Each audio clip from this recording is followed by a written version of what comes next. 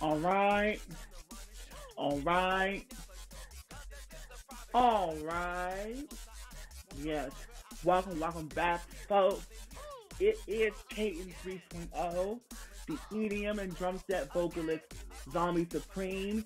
Today we are talking about Avicii's last heartbreaking words of him struggling to deal with life and holding on to it. Let's get right on into it. Here we go. Roll it.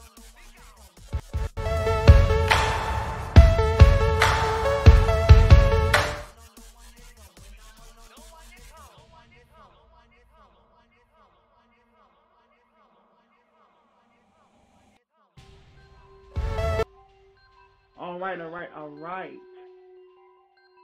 Give me a moment. My camera's acting crazy today. Yes, it is. Yes, it is. All right, we're going to bring you in back into my world.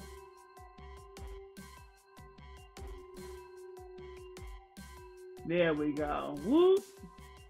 Look at me now. All right, y'all. All right.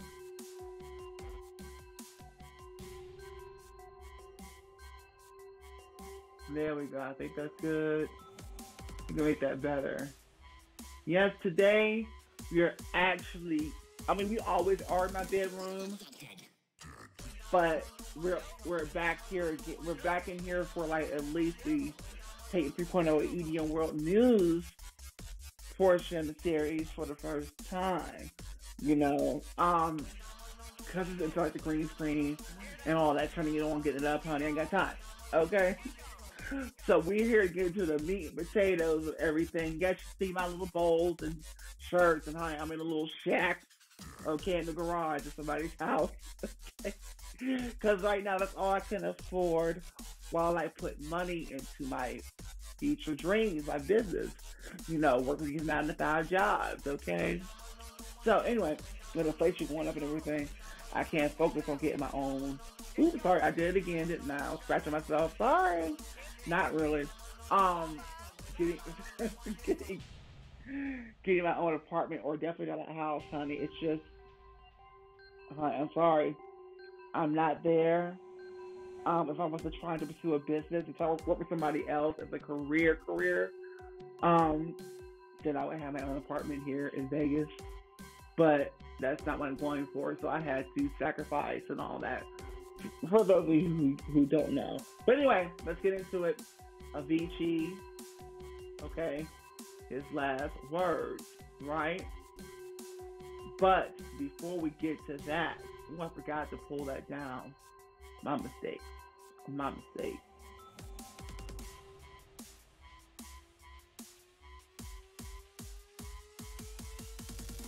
But yes, anyway, Avicii's last words.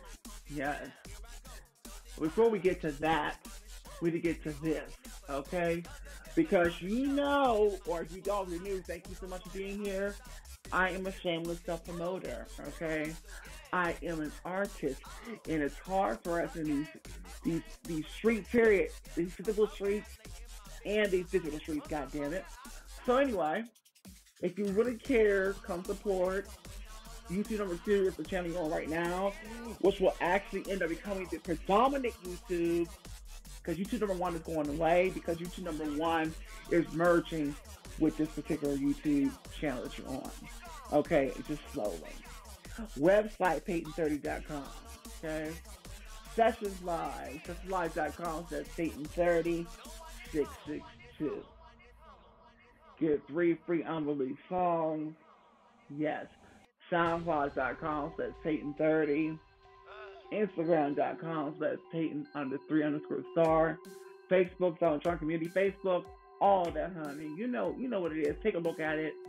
Make sure you subscribe, comment, like, share all that to this channel. Okay, great. Now, before we really get into Avicii, I want to say something, especially to those of you out there. Hold on. Especially to those of you out there who are trying to build something for yourself online, whether you do YouTube or whatever it may be or whatnot, or using music, that your family, your friends, they'll pat you on the back for going to the dead end 9 to 5 job every day because you're actually making money at it, and it's respected, I guess, in society, at least in America. I'm not sure how it is in your country, where you're watching this from. It's respected to pat you on the back. Hey, did you work today? But they're really only concerned about the job that basically kind of enslaves you, that you don't really enjoy. You're just getting the money because you need to survive, or you're putting the rest of it that you can into your business because you're doing your accounting right, right? You got your money management down pat, right, to a certain degree. That you're killing it on a level that you're on, and but they won't. Nobody really is really talking about how much work you do afterward. You don't stop working where you go take your vocal lessons, or you do more production, and you're learning this plugin and that plugin, or you get on YouTube.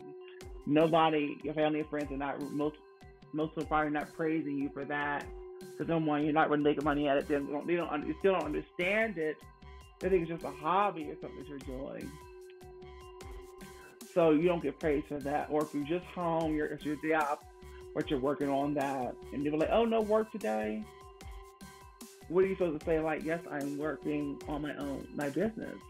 And don't listen to the words that they say. Listen to the reaction they have with their body language, right?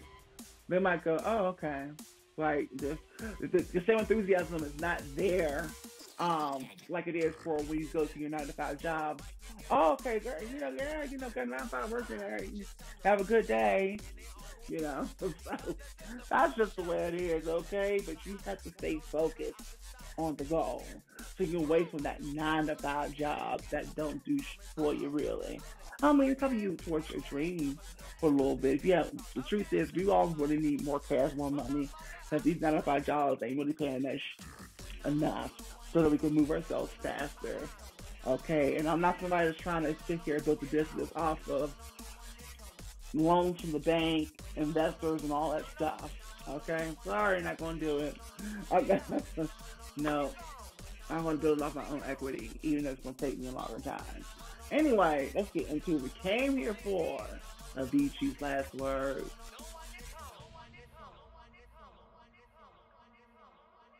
Avicii's final journey entries illuminate depth of struggle to break the cycle. Avicii's new biography includes his devastating last words, documented the day before his suicide. Okay. And as for demonetization, I don't really care about any of that. I'm not really on YouTube to make money. At least got some ads, right? I'm really just on here to give my fans content to really get them into me, other sides of me, besides just music. This is here for them too. Um, man's most Melissa Son's new book, Tim, the official biography of Avicii, illuminates the iconic dance music artist's day-to-day sentiments and struggles with mental illness, as we just kind of covered this book in the other video, with mental illness in ways that have not presented previously. The biography includes personal journal entries from the 28-year-old Wake Me Up producer who tragically died by suicide in Oman, back in Oman, if that's how you say it, I'm sorry. Don't know, correct me if you know where I'm going. Back in 2018. Written during his hospitalized days for drug and alcohol abuse. The entries showcase Avicii's persistent struggle to break the cycle. Okay? I had a hard time accepting never drinking again who strongly suggested from all doctors to wait at least a year before even having a beer, Avicii wrote, okay? Per the Daily Beast, I think that's a news article or something. Of course, I didn't listen to the majority of the doctors, of course. I listened to the couple. That's like going to the doctor and you go in there for a checkup and they come back with the chart and look at you like you're crazy. And they're saying, you gained 40 pounds. You're pre-diabetic. You got type 2 diabetes. And you go, okay, you're not happy about it. But then you leave the doctor, you're out of that scenery, you get back home, and guess what happens? You are back to your old eating habits. Why? Because it tastes good, feels good, hits that reward center in our brains, honey, especially if our lives, we're working jobs that we don't care for, we're not necessarily living our dreams, life is mediocre, and whatnot. And you just need that hit because it feels so damn good. All right. And that's just something, unfortunately, that us humans, even though we know there's a problem, we're not necessarily just going to try to solve it because we might not know what else we could depend on. That's that good. We don't know any other coping mechanisms but eating that food, that good bad food. We don't know any other thing but smoking that cigarette, right? We don't know anything else but drinking that alcohol every day, right? To escape, to feel good, right? Because that's most people's lives, unfortunately. Let's get back into it, right? It's not easy. That's why I got all this weight on me because I eat too much darn bad food, okay? Then my ass is fat. Anyway, and I'm trying to be better and better, but baby, it is not easy. I've been battling this weight and this food for years, and it's the whole psychology behind, why I still decide to eat the way that I do. I was skinny, then fat, then skinny again, then fat again. I am constantly battling because of circumstances, and food for me is the easiest thing for me to do. I don't drink, I don't smoke, I don't do drugs, but my drug is food. Makes me feel good. Gives me this good out of world high when the food is just really, really good. Ice cream, cookies, chips. Oh, okay.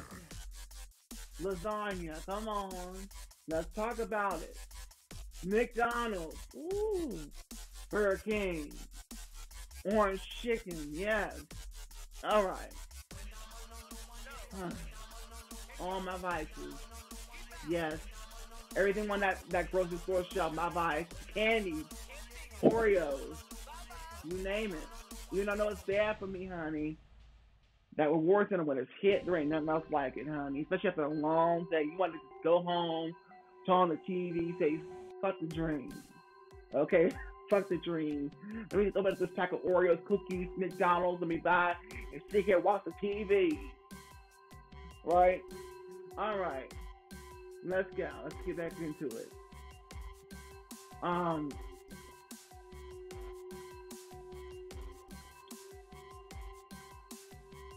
I listened to the couple who said it was okay if I was careful. Okay, listen to that. He said, I listened to the couple who said it was okay if I was careful. Because what does that couple do? That couple he listened to they were giving him a leg to say it's okay for you to drink a little alcohol. When he was already an alcoholic because he's trying to escape from whatever it was. Did he think that Avicii had it good? He was living the dream. He was a DJ. He was doing all this. But there were obviously other problems in the background and things like that drinking just made it all feel good. It felt like the one thing that he most likely could control or something he thought in his life. Because everything else, obviously, he wasn't really truly in control He wasn't in control of his career and what time he woke up. He had a schedule where he had to be on all the other stuff, all the other pressures that nobody else most likely thought he had. Do you ever think about really candy and roses in the EDM entertainment industry? No, as they candy and roses as for you as a music fan, a festival goer, a rave goer, but for the people put on the show, there's so much more pressure and things, and if it has gotten to a label, that makes things more difficult too. Makes things more difficult. Let's go. All right. I was ignorant, he said, and naive, and touring the world, still on the never-ending tour. Because once you circle it once, guess what? You start right back over again. Okay? When Avicii announced he was retiring from touring back in 2015, he penned an open letter to fans suggesting he was yearning for the cadence of an ordinary life. Okay? Let's read that one more time. When Avicii announced he was retiring from touring, okay?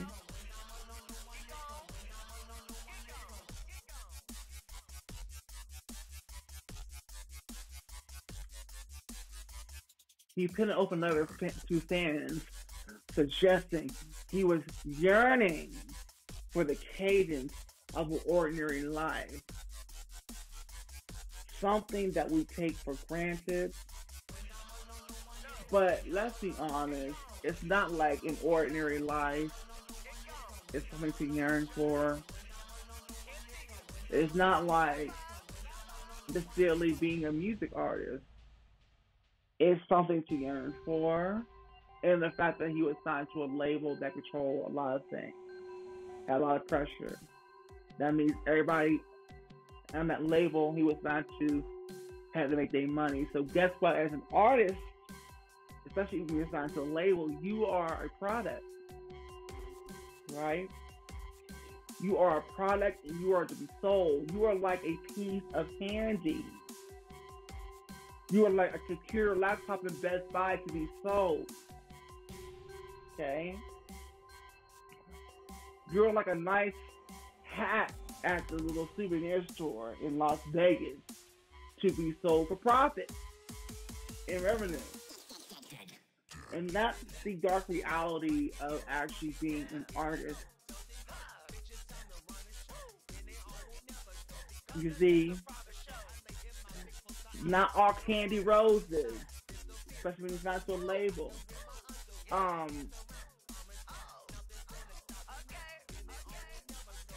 But he feels like an ordinary life is the lesser of the evil, you know.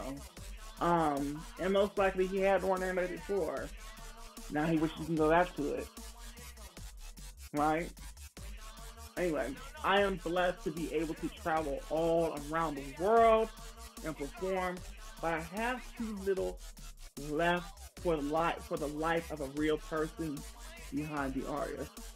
He said at the time, as the New York Post notes, by the time Avicii was rehabilitated, he had already suffered physical effects from the demanding lifestyle, including acute pancreatitis. Okay, Avicii would go on to write that his days in the hospital were vacation. Okay.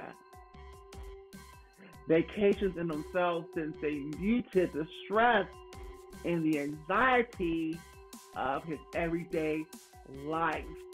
In his final entry, the day before his suicide, he reportedly wrote his devastating last words. The shedding of the soul is the last attachment before it restarts, he says. You can purchase your copy of Avicii's biography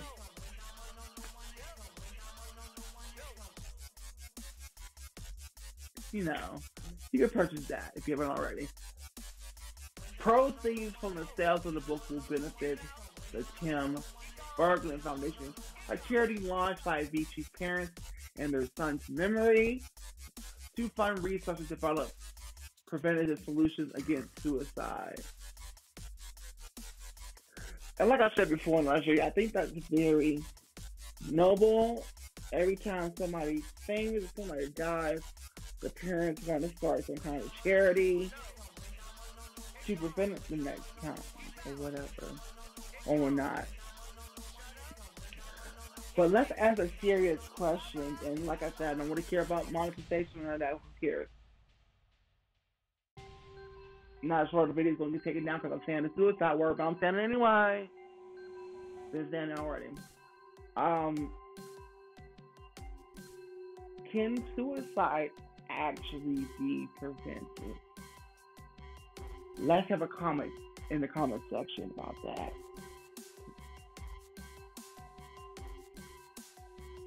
Alright. Because in order for him to possibly still be here with us today, he would have had to have been released by the record company, right? He would have had to be released from all the handlers and the business. His freedom to some degree would have to come on back, right? But they weren't doing that. Why? Because contracts were signed and all of this and obligations are already made and you signed the papers and all this other stuff. So you're obligated, or we're going to sue you for this much and all of this. You have to produce this by this time. You have to show at this date, this being at this date. If you don't show up, you're going to get sued for this much money. And so many other pressures that it takes to be on somebody else's label in this business that we call music. And that's all the way around. That's not just EDM. That's the whole music business. They kind of operate the same way.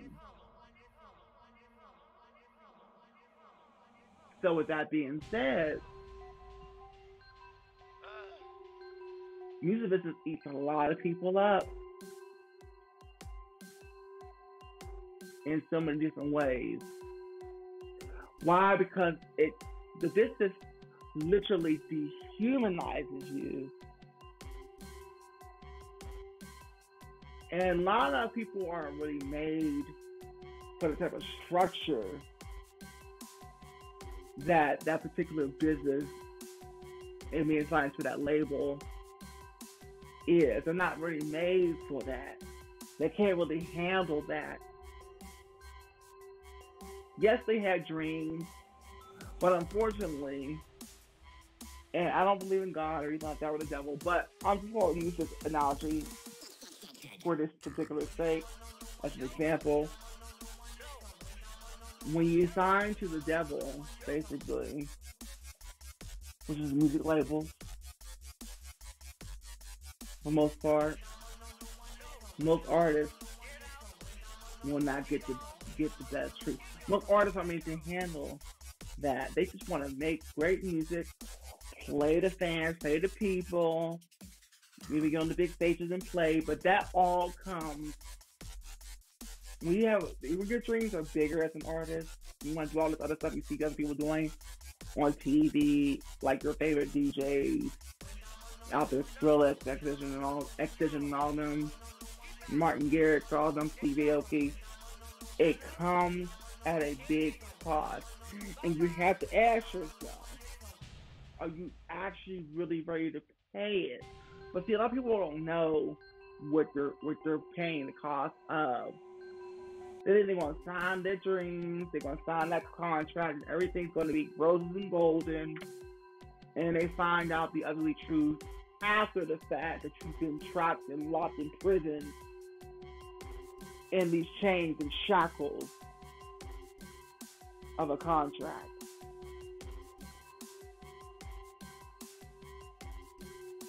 Okay. So with that being said, that was the end. It's very sad, very tragic. He's not the only one.